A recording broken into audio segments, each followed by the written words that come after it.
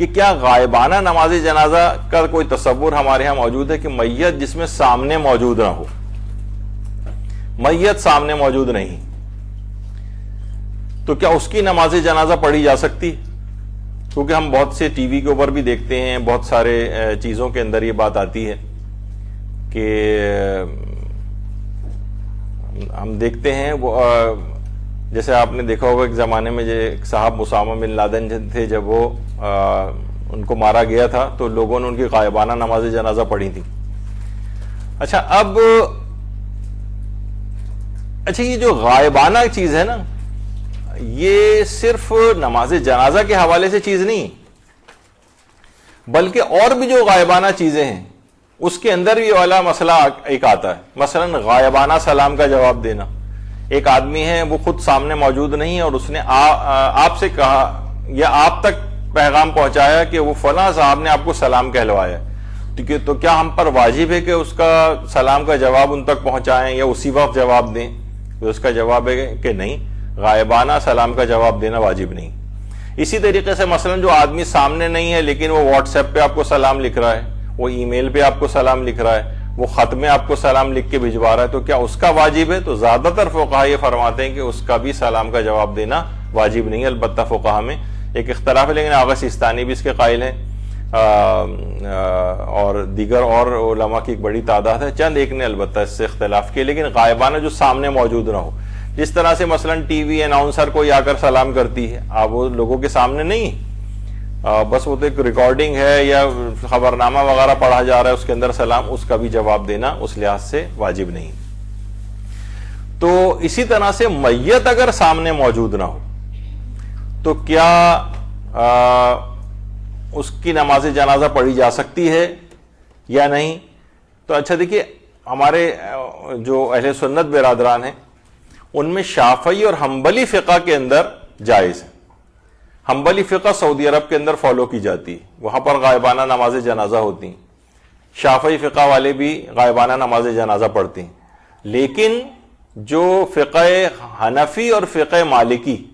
پاکستان میں فقہ حنفی بہت زیادہ ہے، یہاں حنفی علماء غائبانہ نماز جنازہ کو جائز نہیں سمجھتے،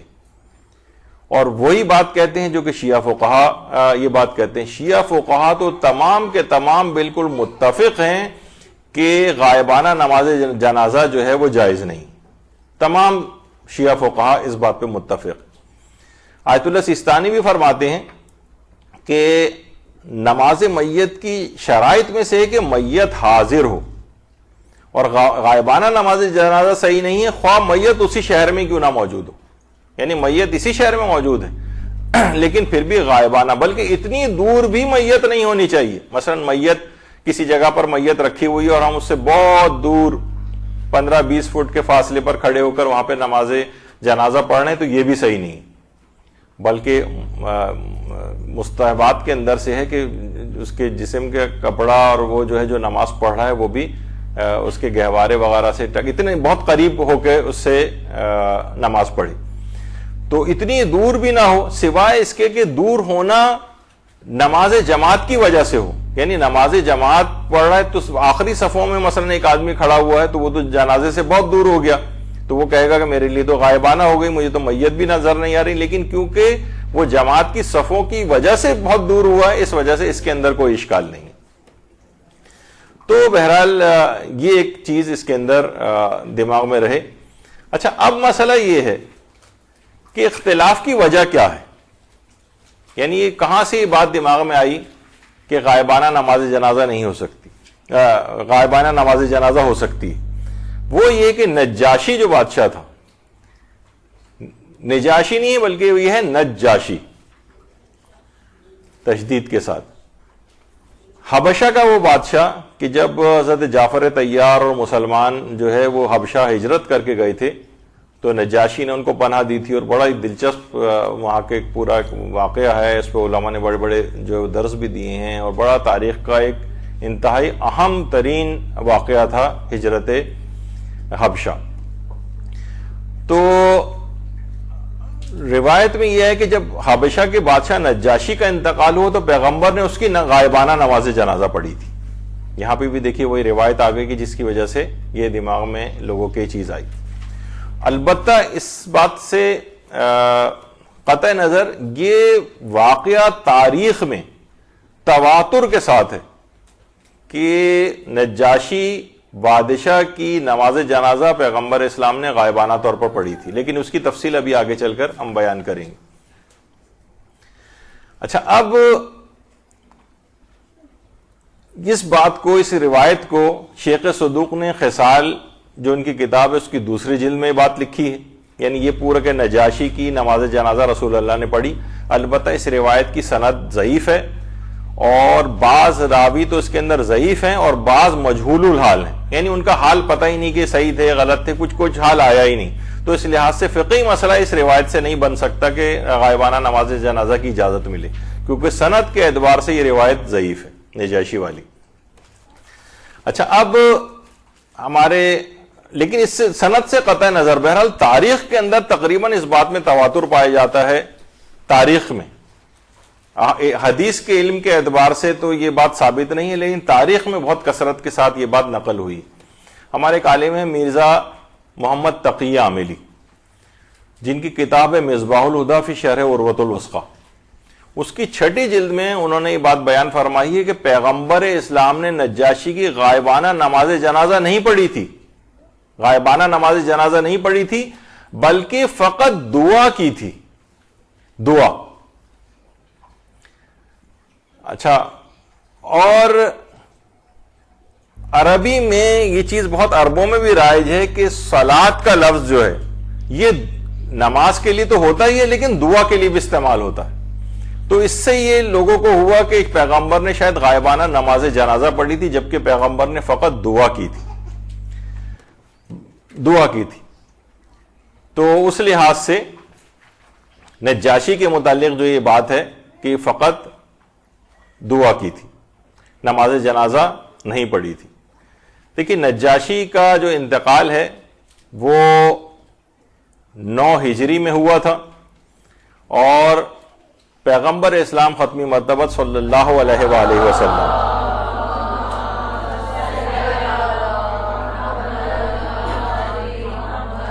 اپنے اصحاب کے ساتھ مسجد نبوی میں بیٹھے ہوئے تھے کہ اسی وقت جبریل نے آ کر نجاشی کے انتقال کی خبر دی۔ پیغمبر اتنا متاثر ہوئے اس خبر کو سن کر، اتنا شدید گریہ فرمایا پیغمبر نے، اور پھر اپنے اصحاب سے کہا کہ چلو تمہارا ایک نیک بھائی اس دنیا سے چلا گیا ہے، چلو اس کے اوپر چل کر نماز پڑھیں، یعنی صلاۃ کا لفظ آئے یعنی دعا کریں۔ بہرحال اس کے اندر تو یہی لفظ آیا۔ اچھا، اب پیغمبر اسلام پھر چلتے ہوئے اس زمانے میں جو مدینہ تھا، مدینے سے میں جو باہر کا علاقہ تھا، صحرائی علاقہ، مسجد غمامہ والے علاقے کی طرف پیغمبر آئے۔ آج بھی جو مسجد غمامہ ہے وہ ذرا ابھی تو مسجد نبوی کے بالکل سامنے ہی ہو گیا، لیکن پہلے یہ مدینے سے بہت باہر کا علاقہ تھا، بلکہ صحرائی علاقہ تھا۔ اس کا نام غمامہ پڑھا ہی اس وجہ سے تھا کہ پیغمبر اسلام یہاں پر عید کی نماز پڑھانے کے لیے تشریف لائے تھے، اور جس وقت تشریف لائے تھے اس وقت آسمان بادلوں سے ڈھکا ہوا تھا۔ تو اس جگہ پر نماز عید پڑھی تھی پیغمبر نے، اور بادل آئے ہوئے تھے، بادلوں کو عربی میں غمامہ کہتے ہیں، تو اس وجہ سے اس مسجد کا نام مسجد غمامہ بعد میں پڑ گیا اس جگہ پر۔ تو پیغمبر نے یہاں آ کر نماز عید کی امامت فرمائی تھی۔ اچھا، پیغمبر جس وقت یہاں پر آئے تو قدرت الہی سے پست اور بلند ہوئی زمین، اور اس کے بعد مسطح اور مساوی ہو گئی، اور یہاں تک کہ پیغمبر اسلام کے سامنے نجاشی کا جنازہ آ گیا۔ اچھا، اب پیغمبر اسلام کے سامنے کیونکہ جنازہ آ گیا تو پیغمبر اسلام نے وہاں پر نجاشی کی نماز جنازہ پڑھائی، اور 7 تکبیرات کے ساتھ پڑھائی، اور جیسی پیغمبر نے نماز جنازہ ختم کی، جنازہ نجاشی کا غائب ہو گیا۔ اچھا، شیخ طوسی نے بھی یہ بات لکھی ہے کہ یہاں پر صلاۃ سے مراد دعا کرنا ہے، ایکچوئل نماز مراد نہیں۔ اچھا دیکھیے، جو نجاشی بادشاہ تھا کہ جس وقت حضرت جعفر طیار وہاں پر پہنچے تھے اور بڑا زبردست قسم کا ایک گفت و شنید اور آرگومنٹ اور سوال و جواب جو ہے بادشاہ کے ساتھ ہوئے تھے، اور اس کے نتیجے میں پھر جعفر طیار نے جو تبلیغ کی تھی، نجاشی مسلمان ہو گیا تھا۔ جعفر طیار کی قبر مبارک ہے اردن میں، جس کو داعش والوں نے کئی دفعہ جلانے کی بھی کوشش، بلکہ جلایا اس کو، ان کے مقبرے کو، اور کافی اس کی اٹیمپٹس ہو چکی۔ اور آج نجاشی کی جو قبر ہے وہ ایتھوپیا میں، کیونکہ ایتھوپیا، حبشہ کا جو موجودہ نام ہے وہ ایتھوپیا ہے، اور نجاشی کا یہ مقبرہ ہے اور یہ نجاشی کی قبر ہے۔ اور روایت میں یہ بات ملتی ہے کہ ایک اچھا ابھی تو میں روایت کی بات تو بتاتا ہوں، یہ نجاشی کی قبر ہے۔ اس کے اوپر موجودہ زمانے میں ترکی نے، طیب اردوان جو ہے، اس نے باقاعدہ کہا ہے کہ اس کو اور مزید بنایا جائے نجاشی کے مقبرے کو، اور اب تقریباً کمپلیشن کے مراحل کے اندر ہے، اور بہت ہی زبردست قسم کا اس کا ایک مقبرہ نجاشی کا وہاں پر تعمیر ہونے کے قریب ہے۔ اچھا، جب پیغمبر اسلام نے یہ جنازہ، یہ دعا جو بہرحال اگر نماز ہم میت کہیں، نماز جنازہ پیغمبر نے پڑھا دی، تو اس کے بعد منافقین کی طرف سے کافی اعتراضات آئے، اور ایک یہ بھی اعتراض تھا کہ دیکھو اس پیغمبر کو، یعنی انہوں نے ایک نصرانی کی نماز جنازہ پڑھا دی، حالانکہ وہ اسلام قبول کر چکا تھا، لیکن بہرحال انہوں نے اس بات کو مشہور کیا۔ تو اس کے بعد جبریل کچھ آیات لے کر نازل ہوئے، اور باقاعدہ ان آیات میں یہ چیز آئی کہ اہل کتاب میں وہ لوگ بھی ہیں جو اللہ پر اور جو کچھ تمہاری طرف نازل ہوا ہے، جو ان کی طرف نازل ہوا ہے، سب پر ایمان رکھتے ہیں، اللہ کے سامنے سر جھکائے ہوئے ہیں، اور کسی حقیر قیمت پر خدا کو فروخت نہیں کرتے۔ ان کے لیے پروردگار کے ہاں بڑا اجر ہے، اور خدا بہت بہت جلد حساب کرنے والا ہے۔ باقاعدہ نجاشی کی تعریف کے اندر یہ آیات بھی نازل ہوئی، جس وقت یعنی نجاشی ابھی مسلمان بھی نہیں ہوا تھا، لیکن باقاعدہ کہ جب سورہ مریم کی تلاوت حضرت جعفر طیار نے اس کے دربار میں کی تھی، تو اس قدر آنسوؤں کے ساتھ نجاشی رویا تھا کہ پوری داڑھی اس کی آنسوؤں سے بھیگ گئی تھی۔ تو نجاشی، اور ایک اور آیت کے متعلق بھی کہا جاتا ہے کہ یہ بھی نجاشی کے لیے آئی ہے کہ جب وہ اس کلام کو سنتے ہیں، یعنی جو تلاوت سنی تھی اس نے کہ جو رسول پر نازل ہوا ہے، تو تم دیکھتے ہو کہ ان کی آنکھوں سے بے ساختہ آنسو جاری ہو جاتے ہیں کہ انہوں نے حق کو پہچان لیا، اور کہتے ہیں کہ ہم پروردگار ہم ایمان لائے ہیں، لہذا ہمارا نام بھی تصدیق کرنے والوں میں درج کر لے۔ تو بہرحال یہ آیات نجاشی کے لیے نازل ہوئی تھیں، اور جب تدفین ہو گئی تھی نجاشی کی، تو ان کی قبر سے ایک طویل عرصے تک ایک نور سا بلند ہو کے آسمانوں کی طرف جاتا تھا۔ درود بھیجیے محمد۔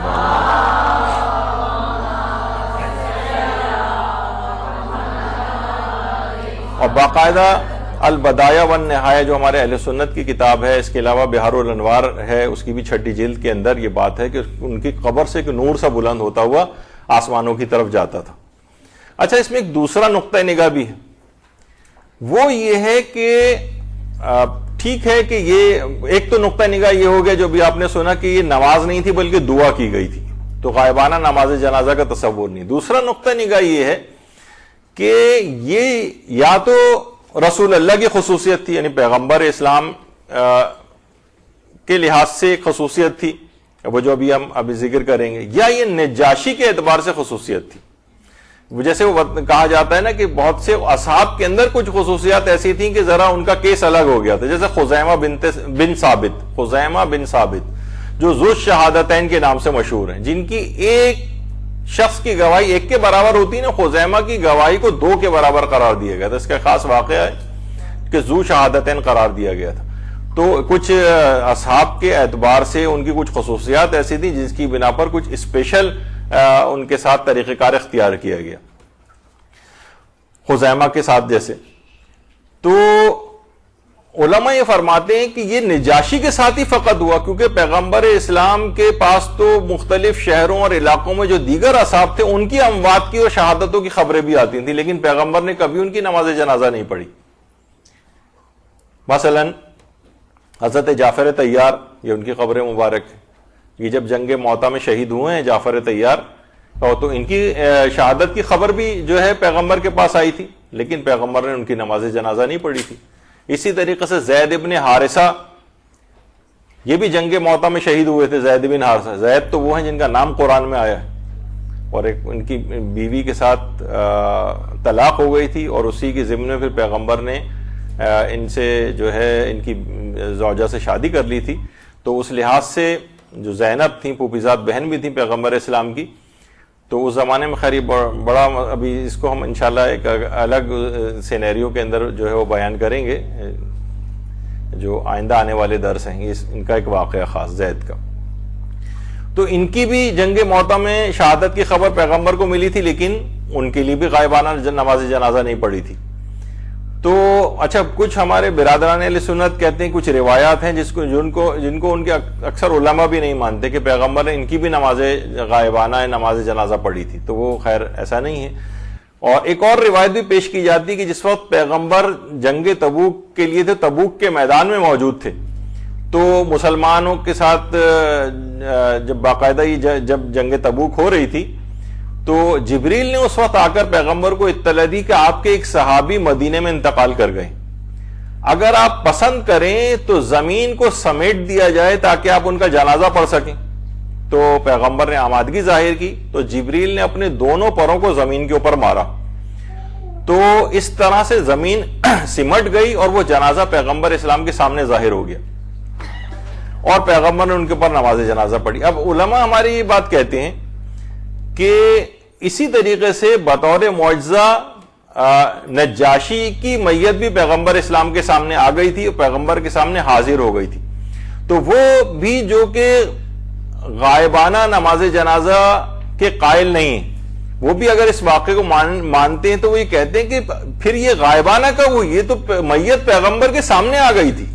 خواہ معجزے کے ذریعے کیوں نہ آئی لیکن پیغمبر کے سامنے تو آ گئی تھی، تو غائبانہ نماز جنازہ تو پھر بھی جائز نہیں ہے. لیکن کیونکہ میت پیغمبر کے سامنے آ گئی تھی تو پیغمبر نے اس پر نماز پڑھ لی. لیکن کیونکہ وہ میت جو اب آج کل کسی دوسرے ملک یا شہر یا دور دراز کہیں جگہ پر ہوتی ہیں،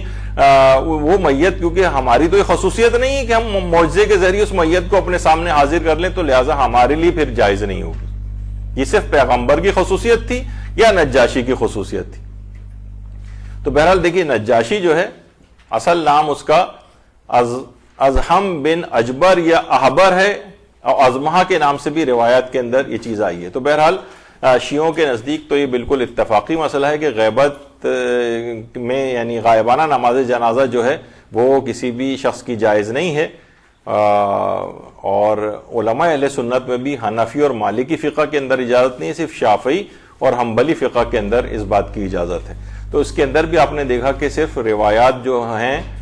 وہ اس سلسلے میں جو آئی ہیں اس سے لوگ عام طور پر خود سے روایات پڑھتے ہیں، پھر خود سے ہی ایک نتیجہ نکالتے ہیں کیونکہ پیغمبر نے پڑھی تھی تو لہٰذا غائبانہ نماز جنازہ کی اجازت ہے. اور یہ والے جو روایات ہیں جیسے میں نے کہا کہ تاریخ کے اندر تو تواتر کے ساتھ تقریباً آئی ہیں، لیکن وہ سند کے اعتبار سے یعنی کسی حکم شریعت کو ثابت کرنے کے لیے نہیں ہے. اور کسی خاص صرف دیگر اصحاب کے ساتھ بھی ایسا ہوتا تھا لیکن پیغمبر نے ان کی کبھی غائبانہ نماز جنازہ نہیں پڑھی. ائمہ کے اپنے اصحاب مختلف علاقوں اور شہروں کے اندر انتقال کرتے تھے اور ان کی خبریں آتی تھیں، ائمہ نے کبھی اس کو نہیں پڑھا ہے. لہٰذا ہماری فقہ کے اندر تو مطلقاً اس بات کی اجازت نہیں ہے. البتہ اہل سنت کے جو 4 میں سے 2 فقہ ہیں وہ اجازت دیتی ہیں اور 2 اجازت نہیں دیتی. تو بہرحال یہ 3 تقریباً ہم نے آج حدیث کے سلسلے میں جو چیزیں ہیں وہ آج مکمل کی ہیں. تو اسی طرح سے جو مدرسے کی انتظامیہ ہے ان کی طرف سے یہی بات آئی ہے کہ اس طرح کی بہت ساری روایات ہیں اور چیزوں کے صحیح مفہوم یا فقہی مسائل کہ جن کے پیچھے اس طرح کی چیزیں اور غلط فہمیاں ہیں ان کو دور کیا جائے. تو ہماری یہ سیریز جو چل رہی ہے تو آج ہم نے تقریباً ان 3 چیزوں کو مکمل کیا. ایک سے زیادہ ایک ہی وقت میں جی ایسا کر سکتے ہیں. البتہ یہ ہے کہ ایک سے زائد ان